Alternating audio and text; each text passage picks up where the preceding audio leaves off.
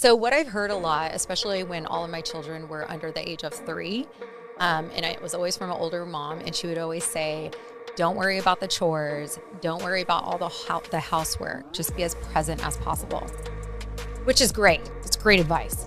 But is that realistic? I don't think Especially so. when you are the one who essentially does 90% of the housework, in addition to working full time. Everything is on your plate.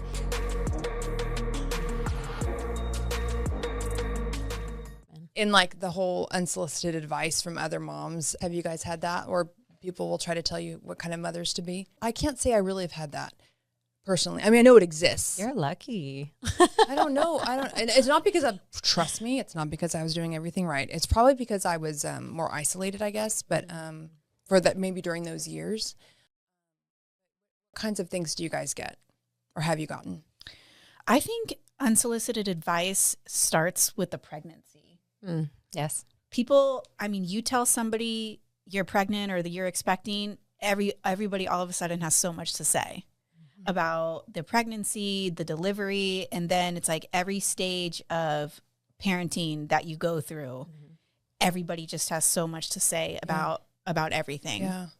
Well, I find that I've heard this recently, and so I've had to stop doing it because I noticed I was doing it, but I find that people will say like, those of you moms out there of older kids that say, don't blink, that goes so fast, or the things that you complain about now, you'll wish later, da, da, da. And I remember I started talking like that because I feel like it's so true. Like the stuff that we stress about when we have little kids, when they're like 15, 16, 17, you're like, you would long to have those days back. You would give anything to have one more of those days back. So you find yourself telling younger moms like, I promise you're going to miss this. But the moms don't want to hear it. They're like, fuck you, basically. Yeah. Like, I do not want to hear that I'm going to miss this. But it's a way of like trying to tell you, like, just enjoy it. I know that's hard. But I remember people doing that to me. And I don't know that I would get annoyed. I probably discounted it. I probably just didn't think, I'm probably, sure, okay, I guess, Do you guys get that a lot from older moms like myself? Yes. Yes. Yes. I'm sorry on behalf of all of us. Oh, no, that's okay. I think that's a little bit different. We know you mean well, Yeah. right? We know that comes from a really good place. I think all moms mean well with their unsolicited advice. Yeah. Yeah, okay. I don't think I have any really specific stories just about if your child is sick, okay? Yeah. And it's like, "Oh, don't give them this." Oh, yeah. Make sure you don't do this or don't give them this. And it might be something as little as that. And, you're probably right. It's coming from a good place, or make sure their bath water isn't too hot. Don't put bubbles in the bubble bath. Are you talking about like your parents or like your mom or in-laws, or are you talking about like your friend or like women that you work, like peers? Probably women in my environment. Oh, like peers. Like not older. Oh, I know older women will do that. Yeah. And older women. Okay. Yeah. Ooh. I have a lot of examples of unsolicited advice that I could come up with, but I'll restrain myself to just two examples. So what I've heard a lot, especially when all of my children were under the age of 3, and it was always from an older mom, and she would always say, "Don't worry about the chores. Don't worry about all the housework. Just be as present as possible," which is great. That's great advice. But is that realistic? I don't think Especially when you are the one who essentially does 90% of the housework, in addition to working full time. Everything is on your plate. Yeah. So what I find to be the least, that's not helpful whatsoever, because here's what happens when you're like always present and you're always playing and you forget the chores. They all pile up. Yeah. And guess who has to do them anyway? Yeah. No, Me. 100%. Right? Yeah. The best advice you can give another mother is just do the best you can every day and show up and just be present as much as you can. I mean, that's all it is. And nobody knows our families like we do. So Right. How would I know how to tell you how to, be a different or better mom? Only you know. And to think that we're all created the same. When we talked about this too, like I think it was you guys I was talking about this, like to think that there's some standard and we're all supposed to be the same is crazy. But I know that. And I think the standards are different across cultures.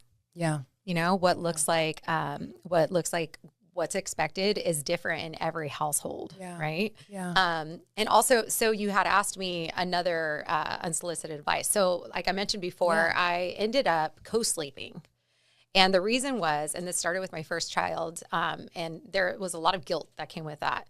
A lot of women didn't, or a lot of people in my environment did not think I was doing the right thing. But here's what happened. Like I mentioned before, my ex-husband worked graveyards.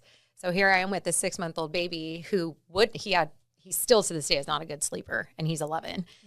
He just wouldn't sleep. And I tried the crowd out method. I tried so hard to crib train him, but it got to a point where I was so sleep deprived and I was doing this by myself.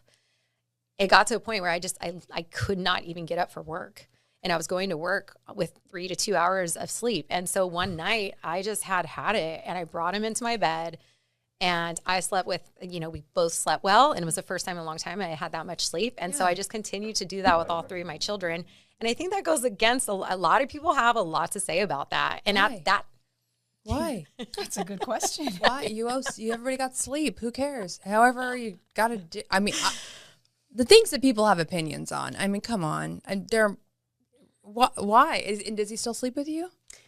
Does he still? No, he's 11. So, but will he come in my bag and snuggle with me still? All lived. Yeah, it's fine. Yeah. What's funny is how different experiences that we each had, because all 3 of my babies, for the most part, like went right to the crib. She's like a wizard with like crib training. Yeah, it's amazing. And I always tell you that. I'm like, I don't know how you did it. That's great. It's amazing. I mean, yeah. And I mean, obviously there's like a bond and a connection there that you get when you do co-sleep. But I just needed to be alone and have nobody touch me and sleep. Yeah. And you know what? You slept and I better. just needed to sleep, so that's why I brought him in bed. She slept better with them in the crib, and you slept better with the baby. So, however you sleep, the goal is sleep. The goal is sleep. However you get that there. looks like, however you get there to get the best night's sleep, you do that for you. It's so crazy for someone to think that if they were to be put in your position, that they would do any different. Right. You telling me that person would be a walking zombie and hallucinating from lack of sleep? They would choose that over just finally putting the baby next. I mean, come on. Well, then you hear all these things like, oh, you're going to spoil the child, or they're going to be too needy or too sensitive, or they'll never be able to sleep on their own. And it's so funny because my children, I have to say, I mean, she knows them. They're all very confident, very well-behaved children.